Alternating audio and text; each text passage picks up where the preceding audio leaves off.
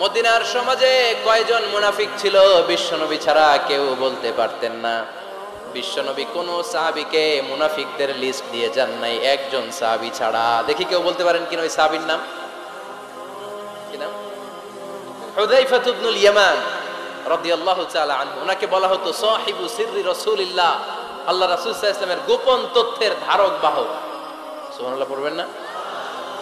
বিশ্বনবী ইন্তেকালের আগে মদিনার সমাজে মোট কয়জন মুনাফিক আছে এই তথ্য আবু বকরকে বলেন নাই, ওমর রাদিয়াল্লাহু তাআলা আনহুকে বলেন নাই, উসমান রাদিয়াল্লাহু তাআলা আনহু, আলী রাদিয়াল্লাহু তাআলা আনহু কোন সাহাবীকে বলেন নাই। শুধুমাত্র কেবলমাত্র একমাত্র হুযায়ফা ইবনুল ইয়ামান রাদিয়াল্লাহু তাআলা আনহুর কাছে মুনাফিকদের লিস্টে বিশ্বনবী দিয়ে গিয়েছে।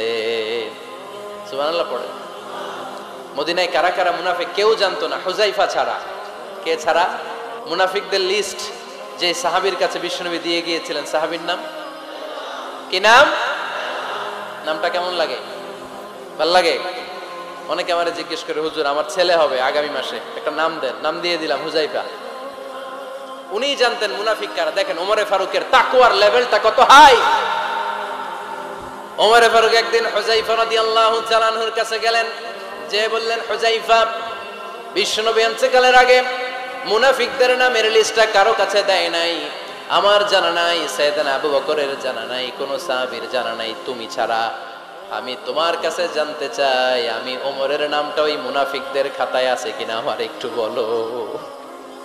আমার ওমরের নামটা ওই মুনাফিকদের লিস্টিতে একটু আছে কিনা, নামটা একটু বলো। যদি থাকে আমি ভালো হয়ে যাব। আমার নাম যদি মুনাফিকের লিস্টে থাকে আমি তো শেষ। হুযায়ফা চোখের পানি ছেড়ে দিয়ে বলে, আমিরুল মুমিনিন, কেমন প্রশ্ন করলেন আপনি? আপনি বিশ্বনবীর শ্বশুর, এই উম্মতে আপনার পজিশন 3 নাম্বার। আপনারে মুনাফিকরা ভয় পায়, শয়তান আপনারে ভয় পায়।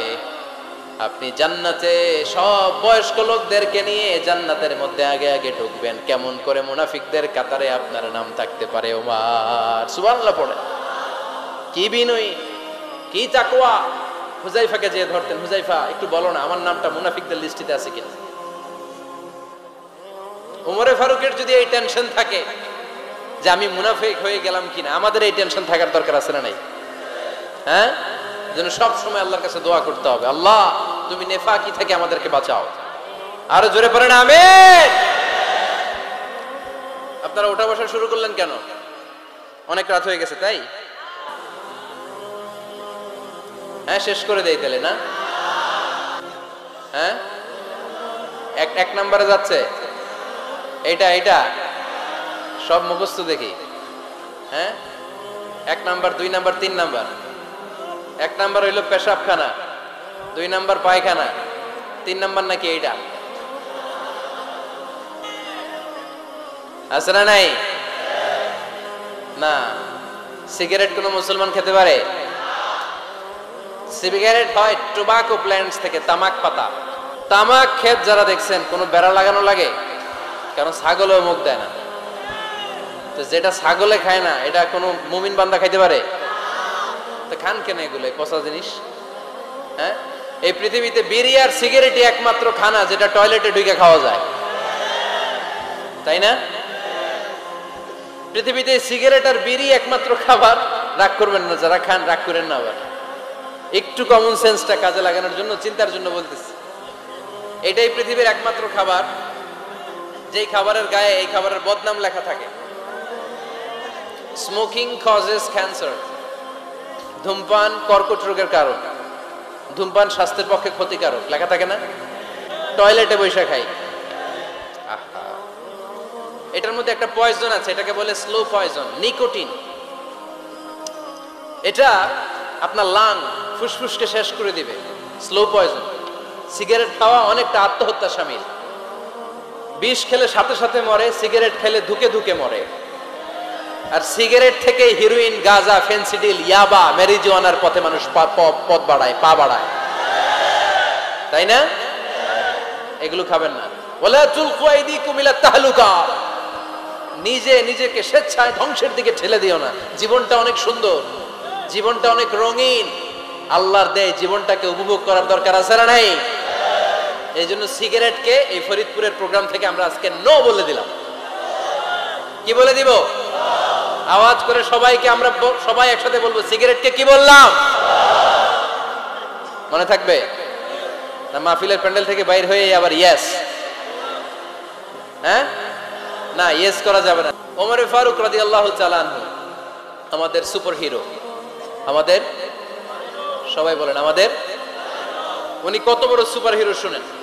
উনি জুমার খুতবা দিচ্ছেন। কি দিচ্ছেন? মসজিদে নববীতে খুতবার মাঝখানে হঠাৎ বললেন, ইয়া সারিয়াতাল জাবাল, ইয়া সারিয়াত ইবনে জানিমিল জাবাল। এই কথা বলেই আবার খুতবা দিতে শুরু করলেন। ওনার এই ইয়া সারিয়াত ইবনে জানিমিল জাবালের সাথে আগের কথারও কোনো মিল নাই, পরের কথারও কোনো মিল নাই। জুমার নামাজের পর মুসল্লি সাহাবারা ধরলেন, বললেন, ইয়া আমিরাল মুমিনিন। খুতবার মাঝখানে হঠাৎ করে ইয়া সারিয়াত ইবনে জালিমিল জাবাল বলে আপনি চিৎকার করলেন কেন? আপনার এই বাক্যের সাথে আপনার খুতবার আগের বাক্যের কোনো মিল নাই, আপনার খুতবার পরের বাক্যেরও কোনো মিল নাই। এই কথা আপনি কারে বললেন? কারে উদ্দেশ্য করে বললেন? এই কথার তাৎপর্য কি আমাদেরকে বুঝিয়ে বলেন। ওমরে ফারুক বললেন, আমি যখন খুতবা দিচ্ছি আমি দেখতে পেলাম ওই যে কয়েক মাস আগে আমি আমার মুসলিম সেনাবাহিনী পারস্যে আক্রমণের জন্য পাঠিয়েছি, বর্তমান ইরান, ওই বিশাল এলাকাতে পারস্যে আমি আমার ব্যাটালিয়ন পাঠিয়েছি। আমি হঠাৎ করে দেখতে পেলাম আমার মুসলিম বাহিনীর সেনাপতি যুদ্ধের এক পর্যায়ে তার ডানে আছে উপত্যকা, বায়ে আছে পাহাড়, সে পাহাড়ি রাস্তা ছেড়ে দিয়ে উপত্যকার দিকে যেতে শুরু করেছে। আমি দেখতে পেলাম আমার মুসলিম বাহিনী যদি উপত্যকার দিকে ছুটে বেড়ায়, কাফির মুশরিকরা আমার মুসলিম বাহিনীকে কচুকাটা করে ফেলবে। তাই আমি এখান থেকে তাদেরকে কমান্ড দিয়ে বলেছি, ইয়া সারিয়াতাল জাবাল, উপত্যকার দিকে নয় পাহাড়ের দিকে যাও, তাহলেই তোমাদের বিজয় নিশ্চিত হয়ে যাবে। উপত্যকার দিকে যেও না, পাহাড়ের দিকে ছোট। সাহাবারা অবাক। ঘটনা কি? উনি বসে আছেন মদিনায় মসজিদে নববীর মিম্বারে দাঁড়িয়ে, উনি যদি ইয়া সারিয়াতাল জাবাল বলে, এটা কি ইরানে যাবে নাকি? ও মিয়া, তখনকার সময়ে বর্তমানের মতো মোবাইল ছিল নাকি? ইন্টারনেট ছিল নাকি? কিছু ছিল? খালি মুখে আমি যদি বলি ইয়া সারিয়াতাল জাবাল, এটা ইরানে যাবে? ঢাকাই তো যাবে, ফরিদপুর শহরেই তো বসবে না, ঠিক কিনা? কিন্তু এটা আমিরুল মুমিনিন, বিশ্বাসী সাহাবারা বিশ্বাস করে নিল। কিছু মুনাফিক ছিল, এরা কয় না, ঝামেলাস, এটা তো সম্ভব না। এক কাজ করি, এই সেনাপতি যখন বিজয়ী বেশে মদিনায় ফিরে আসবে আর আমরা ধরবো। এই মুনাফিকের দলগুলো কখনো সেনাবাহিনীকে অভ্যর্থনা জানাতে যেত না, কিন্তু এইবার সবার আগে মদিনার উপকণ্ঠে যে সেনাপতিদেরকে অভ্যর্থনা জানানোর জন্য ফুল নিয়ে রেডি, ফুল নিয়ে দাঁড়ায়। সেনাপতি ঢুকার সাথে সাথে ধরছে, এই সেনাপতি কোত্থেকে আসছে? কয় পারস্য জয় করে আসছি। কয় এমন এমন দিন, জুমার দিন দুপুর বেলা যুদ্ধের মাঝখানে আমিরুল মুমিনিনের কণ্ঠের কোন কথাবার্তা শুনছো নাকি? সেনাপতি অবাক। কয় তোমরা জানলা কেমনে? শুনছি তো। সুবহানাল্লাহ পড়বেন না? আমরা যুদ্ধে একটা ভয়ঙ্কর অবস্থার মধ্যে ছিলাম, পেছন থেকে শত্রু আমাদেরকে আক্রমণ করতে শুরু করে দিল। ডানে যাব না বায়ে যাব, সামনে যাব নাকি পেছনে যাব, রাস্তা খুঁজে পাচ্ছি না। ডান দিকে ছিল আমাদের উপত্যকার রাস্তা, বাঁ দিকে ছিল পাহাড়ি পথ। আমরা সোজা পথ হবে মনে করে উপত্যকার দিকে ছুটতে আরম্ভ করলাম। হঠাৎ করে আমিরুল মুমিনিনের কণ্ঠ বজ্র কণ্ঠে আমার কানের মধ্যে ভেসে আসলো। আমার মনে হলো আমিরুল মুমিনিন কেমন যেন আমাকে কমান্ড দিচ্ছেন আর বলছেন, ইয়া সারিয়াতাল জাবাল, ডান দিকে উপত্যকার পথে নয়, তাড়াতাড়ি পাহাড়ের দিকে সৈন্য বাহিনী নিয়ে উঠে যাও। পাহাড়ের দিকে, ডানে না। ওই দিন যদি ওমরে ফারুকের ওই গাইডলাইন, আমিরুল মুমিনিনের কমান্ড যদি আমি না শুনতাম, আজকে বিজয়ের বেশে ফিরতেও পারতাম না, আমাদের চেহারাও তোমরা দেখতে পেতে না। ওমরে ফারুকের ওই কমান্ড, ওই গাইডলাইন অদৃশ্য থেকে শোনার কারণে এই পারস্যের মধ্যে আমাদেরকে সেই যুদ্ধে বিজয় দান করেছে কে? দিস ইজ ওমরে ফারুক, দিস ইজ ওমরে ফারুক।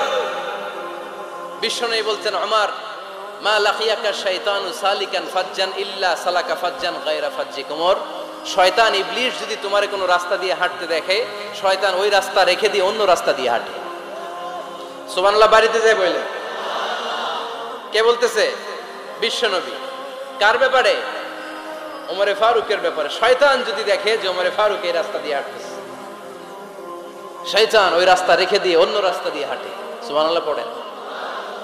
রাত্রিবেলা আমরা আমাদের বাচ্চা ছেলে মেয়েদেরকে যখন খাওয়াই, খেতে চায় না বাচ্চারা, এই চকলেট দেখায়া, এই মিনা কার্টুন দেখায়া, এইটা সেইটা এগুলো সেগুলো বলে, গল্প টল্প বলে ভুলায়া খাওয়ানো লাগে, তাই না? তারপরও খায় না। আমারও ছোট মেয়ে আছে, খেতে চায় না, এইটা সেইটা এমনি সেমনি খাওয়ানো লাগে। তো শেষে না পেরে মা বাবা বলতে বাধ্য হয়, ওই যে ভূত আসতেছে, ভূত, তাড়াতাড়ি তাড়াতাড়ি খাও, নাহলে যে ভূত ধরবে তোমারে। ওই যে বাঘ আসতেছে, বাঘ, তাড়াতাড়ি খাইলে নাহলে বাঘে কামড়াবে। বলি না আমরা? এক এক জায়গায় এক একটা আমরা বলি, ভূত আসবে, বাঘ খাবে, ভাল্লুক খাবে, তাড়াতাড়ি খাও। মদিনাতে যখন ওমরে ফারুক আমিরুল মুমিনিন, মদিনার মায়েরাও বাচ্চাদেরকে খাওয়াতে পারতো না, ছোট্ট মেয়েদেরকে খাওয়াতে পারতো না, খাওয়া নিয়ে যন্ত্রণা করতো। বাচ্চারা যখন মদিনায় খেতে চাইতো না রাত্রি বেলায়, মদিনার মায়েরা বলতো তাড়াতাড়ি খাও, হা হুয়া ইয়াতি উমর, হা হুয়া ইয়াতি উমর, তাড়াতাড়ি খা, নাহলে ওই যে ওমর আসতেছে, Omar. This is our superhero Sayyidna Omar Farooq রাদিয়াল্লাহু তাআলা আনহু। শুধু শয়তানি ভয় পেত না, মুনাফিকরাও ভয় পাইতো, জমের মতো ভয়।